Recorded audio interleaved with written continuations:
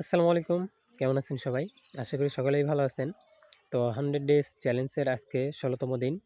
এই চ্যালেঞ্জে আমি ১০০ টি উপকারী গাছপালা নিয়ে আলোচনা করব। এরকম একটি চ্যালেঞ্জ ছিল।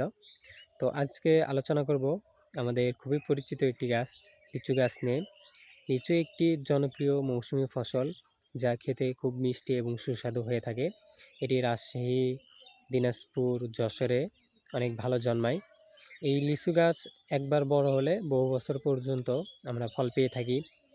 এই লিচু ফলে ভিটামিন সি, ভিটামিন বি6 প্রচুর পরিমাণে রয়েছে, ফাইবার, ক্যালসিয়াম রয়েছে, যা আমাদের হজম শক্তি বৃদ্ধি করে, রোগ প্রতিরোধ ক্ষমতা বৃদ্ধি করে, রক্ত স্বল্পতা দূর করে।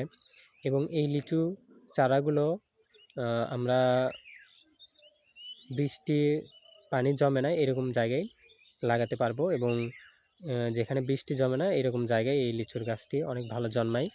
তো আমরা নিয়মিত নিয়ম মাফিক এই লিচু খাওয়ার চেষ্টা করব। আসসালামু আলাইকুম।